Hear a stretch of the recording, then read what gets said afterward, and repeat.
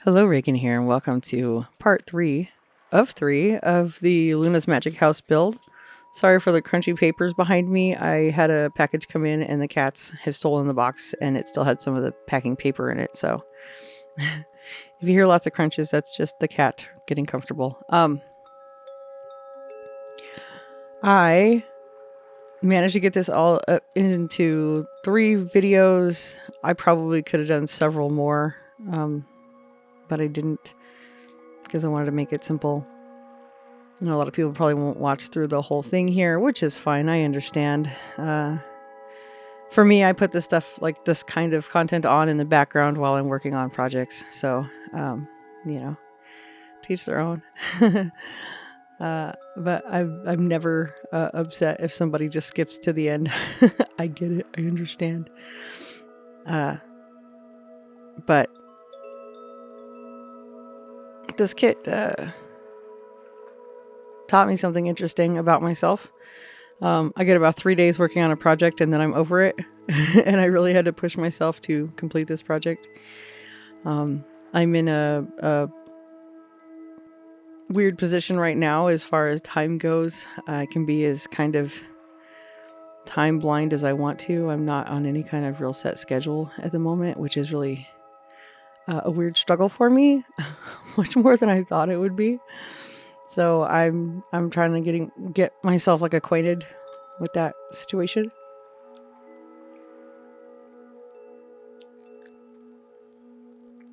When you have too much time to yourself, it's really easy to kind of lose sight of the, of goals and things like that. Because it's like, what I do today, which you can put off till tomorrow, and that kind of thing. And it sucks. So I'm trying to kind of manufacture an urgency that isn't there, so that I'm actually getting things done. And and that comes in the form of setting a lot of like personal deadlines and things like that. And normally that works pretty good for me.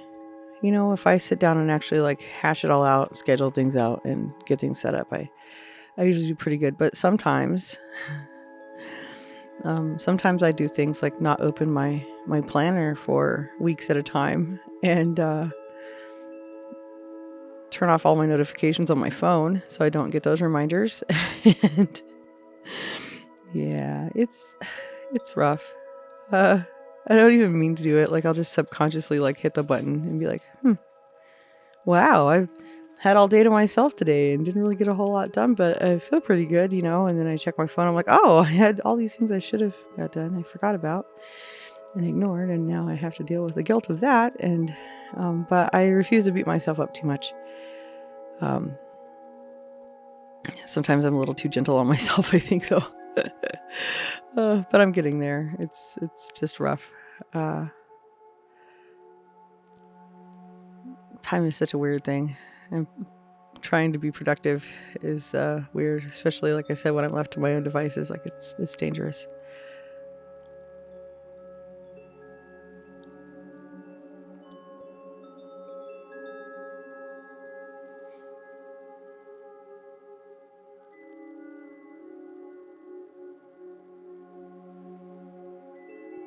Oh, and I will say on this kit, though, I did do pretty good.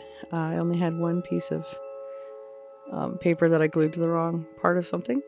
So, see, I'm getting better. I was very proud of myself. I only screwed up one major time that I noticed in building this whole thing.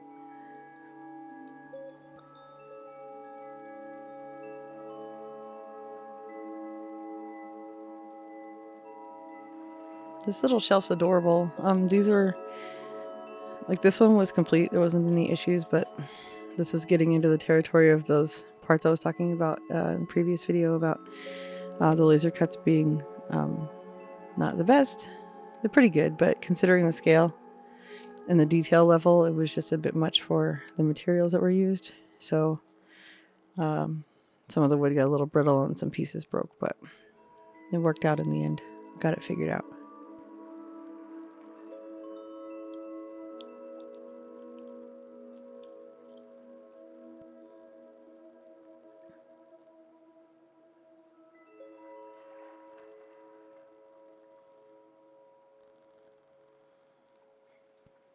So besides building mini kits and doing scratch builds and doing all of this fun stuff, I also have 50 million other hobbies that I'm into. And one of those hobbies being a podcast that I do. Sporadic uploads right now, but something that I just kind of do in my free time that I enjoy, and hopefully other people do. Some other people do. I know a couple people do. But it's called Twisted States. It's available at twistedstates.com or on all major platforms. So it's out there, like Amazon Music, iTunes, all that fun stuff. I just recently, like Spotify and all those places. I just recently released an episode discussing the New England vampire panic. So if that's something that interests you, there's links in the description down below, of course.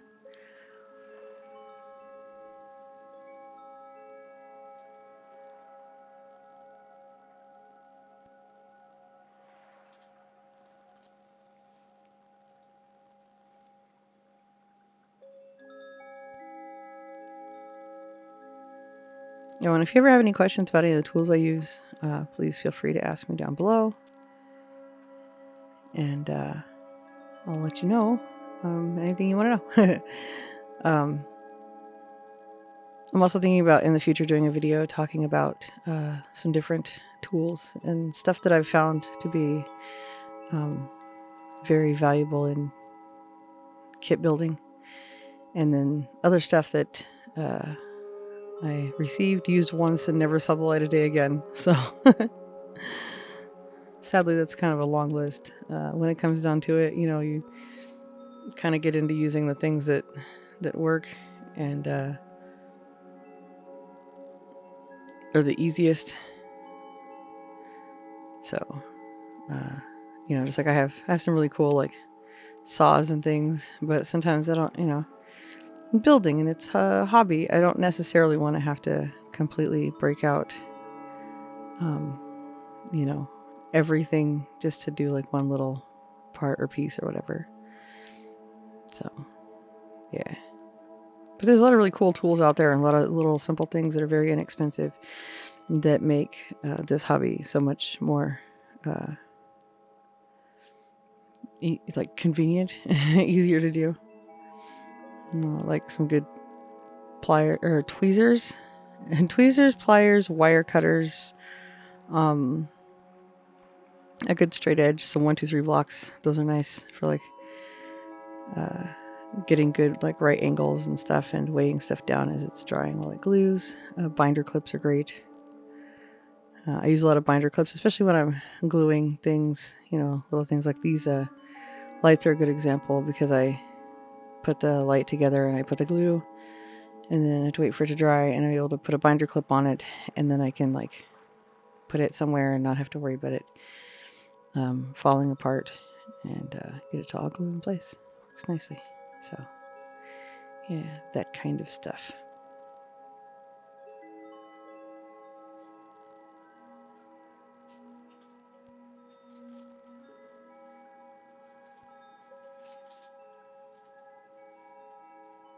This little piano, so cute.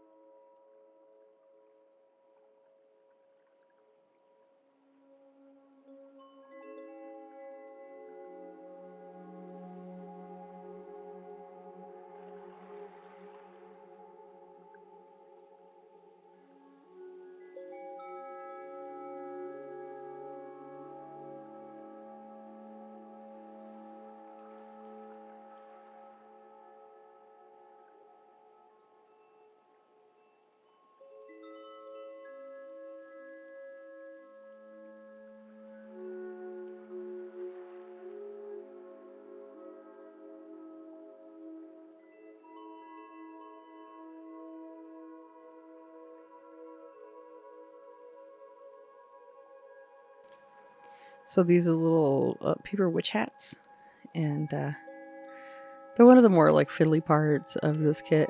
There's actually 2 printed sets. Most of the things in this kit, there's like extras of, which is nice. So you can either make more of the thing or have spares when you know, if you have any accidents trying to get it put together. You know, if you mess something up, there's more and it's okay.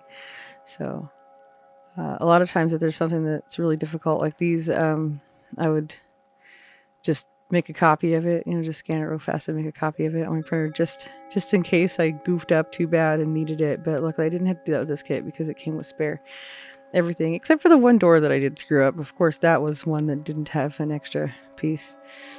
But these are so cute when they came together. Like, look at that little hat. How adorable is that? And there's 2 of those that had to be assembled. I love them. I love them so much.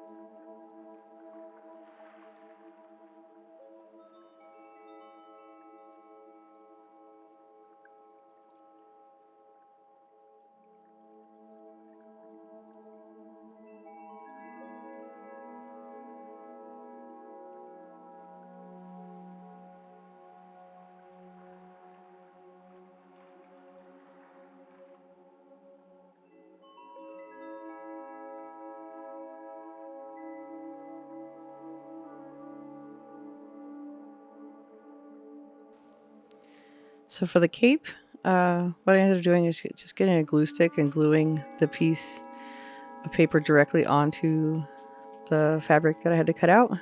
That way it was easy to manage and I didn't have to worry about the pattern slipping around and me cutting it out wrong.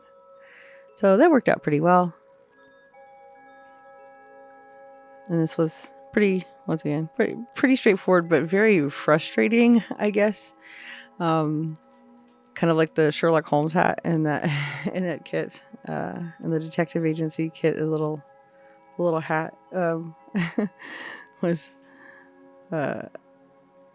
more of a headache than I had planned on, and I was really concerned that this was going to be the same thing. So I was really nervous when I started putting together the cape. I'm like, oh, this is gonna be crazy. But what I did is once I got it all cut out, I peeled all this off, and it's like pleather material, so I was able to wash off the extra little bit of like paper and glue. It was like a baby wipe. I just like wiped it down and got rid of the little bit of residue on it. And then once I did that, I glued everything. I glued the hood to the actual cape part and used a binder clip to let it to hold it together, and then just let it dry completely before I went to the next step, because if the glue is still wet, nothing's going to stay where you want it to stay. And even as I found out as I was doing this, sometimes even after the glue is dried, it's easy to pull it apart. I probably should have used tacky glue instead of the Barely Art glue. Probably would have worked a little bit better because it's got more tack to it. It's a little bit thicker, but my brain like kind of broke a little bit. I was trying to figure it out, and then when it clicked, it clicked. So once you get the 2 pieces together, and then the hood comes together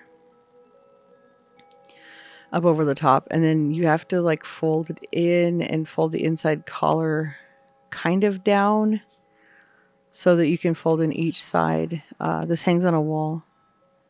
It has a little crest sticker that goes on it. But just trying to get the right fold at the shoulder and not split the hood was, of course, something I wasn't capable of doing, so I ended up having to re-glue the hood because I was a little too heavy with my hand on it, and it came together. It wasn't nearly as hard. The biggest thing with this, I find, is to make sure that you're not using too much glue, especially when you're doing connecting the hood to the body of the cape and closing the hood so that you actually have, you can open it back up and have enough space to where it looks like the thing is supposed to look like. So, yeah. These were all the other lamps. There's quite a few, so I sped this up quite a bit because it's all the same thing. It's just simply threading the different beads onto the lamp and placing the bigger beads over the top, and I just kind of redundant thing. Once you get that first one done, it's all of the rest of them are basically the same thing. And once again, the binder clips are very, very useful for this. I have a scissor mount arm thing that goes over my desk that I mount my camera on when I'm recording, and it's got the springs that show. So those are like perfect. I thread the wire down through the strings and then set the binder clip on top and just kind of hang them out there to dry. And it works fantastically.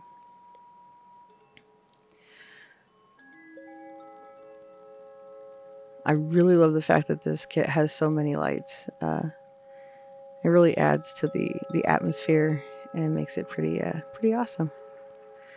Another tool that's really useful when you're doing this type of stuff is a bead reamer, and it's just it's a tapered round file that comes in handy because then if the bead holes are too small, or sometimes they're cast a little bit, they'll have a little bit of flash on the inside or whatever, you can use that to open them up and make it easier to get the wiring through. So yeah, available everywhere. I think I got mine at Walmart in one of those little jewelry kits or whatever, probably 20 years ago. So yeah, really useful.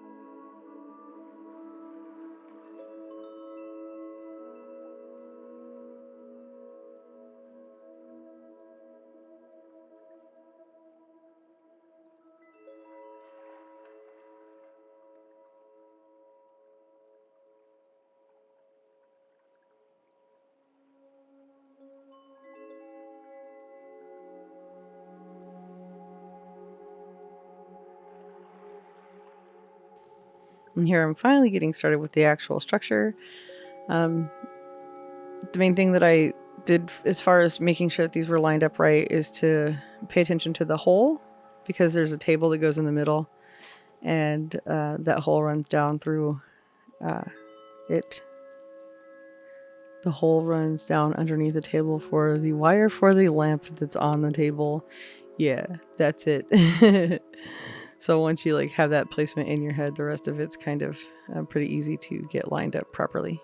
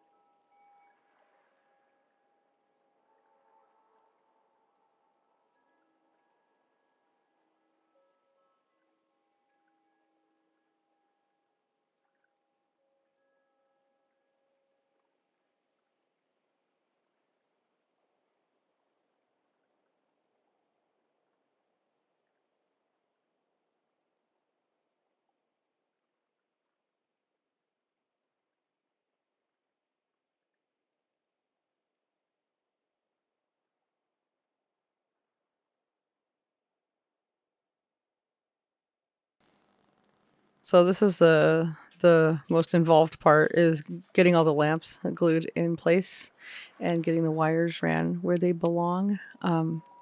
I didn't secure the top of this wire. I just kind of hung it over the side. But if you look on the underside of the top floor, like see how I'm gluing this lamp in place here. There's those white lines that you can use as a guide to make sure that your wires are where they need to be and out of the way of anything else, like the different layers of flooring. I did make sure I didn't trim any wires or anything on any of the lamps until I had them all in place. And the other thing I did is I made sure I left myself plenty of leeway for the upstairs lamps and didn't like hard glue anything in place. Like if I needed to, I just used a little bit of like sticky tack or glue or whatever. No, tape, not glue. Or tape to hold things in place, any place that I was worried there wasn't enough wiring, or I was going to have to adjust the wiring once I actually got to that point. So the bottom piece, that wire goes through the back. There's a little notch, and then there's a lamp that comes up top, and then there's another lamp that goes up on this floor. And like I said, just leave yourself lots of wiggle room, and trust the process, because when I first started doing this, I was like, oh, I'm going to mess this up. Something's going to go wrong. But it didn't. I made it through. It was fine. It was not nearly as difficult as my brain tried to prepare me for it to be. So, yeah, worked out well. Once you get all of those pieces, all those lamps threaded through, all the wires run together and go down into the back. I didn't show it, but there's also the music box that gets screwed into the back, but it's pretty self-explanatory. You just line it up with the big hole, and then it's got the little like turnkey for it. And it goes back there. And there's a little door for the battery compartment. When I trimmed the wires, when I got all of my lamp stuff in place, I left too much wire on them. And because I left like too much wire, my battery pack didn't fit into the battery compartment. So I ended up like, if you can see here, I've got the door there with all the wires sticking out of it. I ended up just taking that door off. That was the one mistake that I made. I was talking about earlier about the paper. I glued the paper in the wrong place. That's the paper I glued in the wrong place. Always something. So, whoops.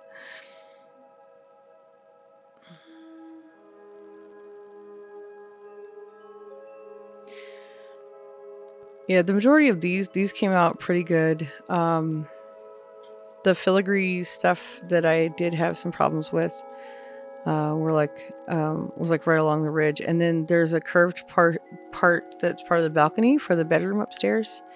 That piece, it just like disintegrated on me. I ended up kind of gluing together what I had that had fallen apart. Then any places that there was raw wood showing, I just took a gray marker. Just kind of like colored it in so that it didn't look so noticeable, but it wasn't too bad.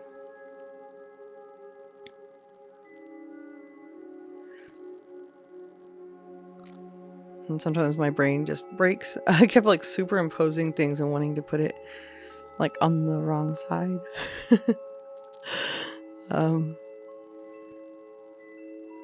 Pushing through the frustration is what makes these worth it, though, So knowing that I can hang in there even though it's like not going the way I want it to. Yeah, I had to like redo this a couple times because I didn't have it quite lined up exactly where it went, so everything was sitting a little bit off. But I got it figured out.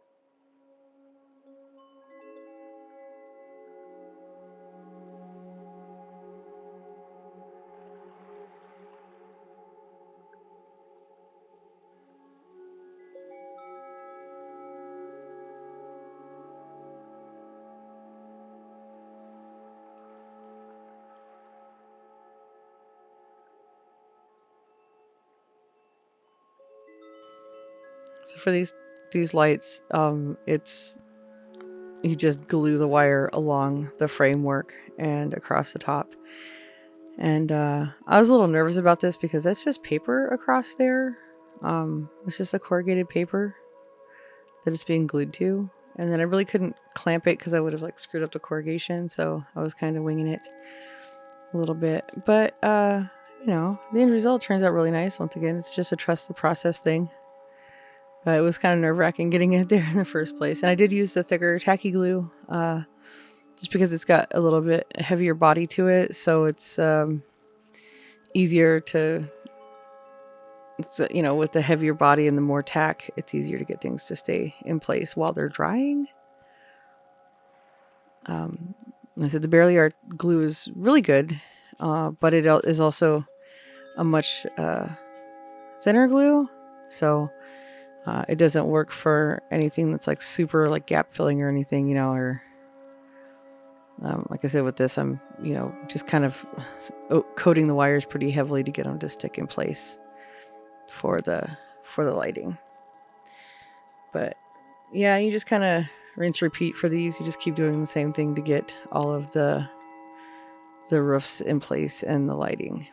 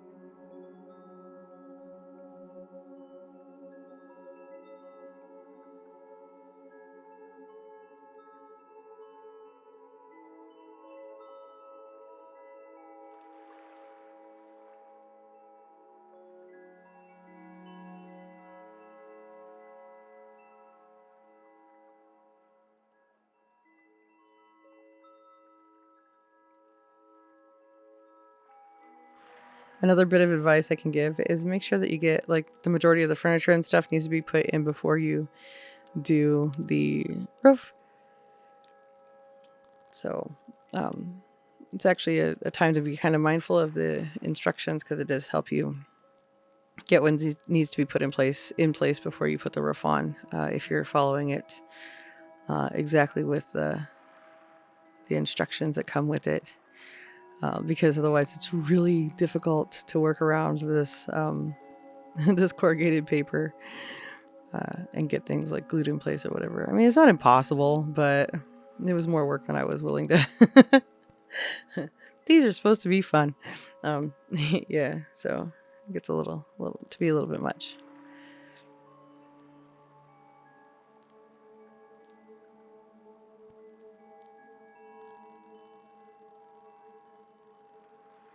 Yeah, and this is the hole I was telling you about that I used to line everything up to glue it. And this little table goes on it perfectly, and it's adorable.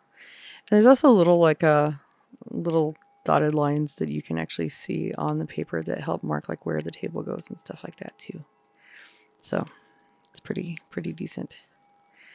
And then I did the same thing. I took the tacky glue and just glued along here and glued these wires to the bottom so they set nice and flat.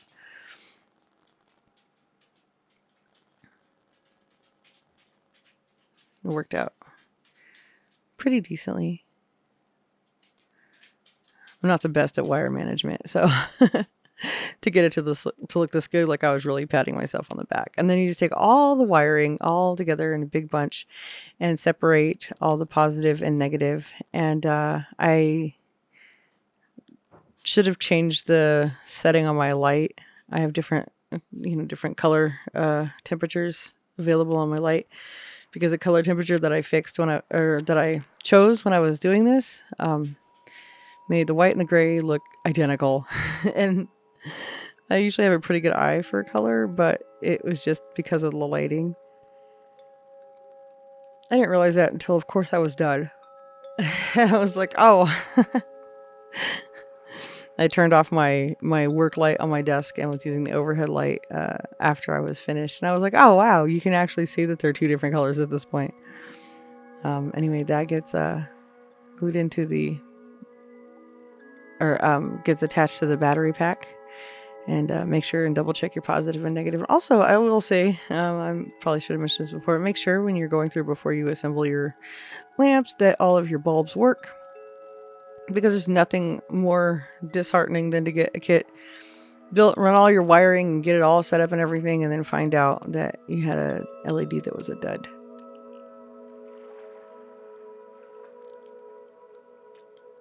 So, yeah, make sure you give that a test before you before you commit like this. I didn't on this one, and I got really lucky that they all worked, because I only tested like one of all of them. And that was only because I had like butchered the contacts and everything when I was doing it, and that was on the first, like in the first video, I believe, for like the table or something like that. It was just, I knew I had to test it because I knew that I was gonna annihilate it, and I did short it out a little bit, but it didn't ruin the bulb. There's the little bookcase and the piano, so cute. And the other little display case and one of the little gazing balls. And the little perfume bottles in place. And of course, there's the upstairs bedroom. The lights on this are really warm, and it looks really, really cute. And the little black cats. At first I was like, that's kind of silly, it's just a cutout. But actually, they do give a really nice little effect. It's adorable. And there you have it. There's the Luna's Magic House build complete. Here's some other stuff I'm working on right now. This is going to be a fortune teller. And then this is a kit bash of one of the little huts that I was working on. Like I said, I had two of them, so I started weathering this one up, and I'm not finished, but this is where I made it to so far. And that one's a lot of fun. So anyway, thank you for watching, and I will see you next time. Bye.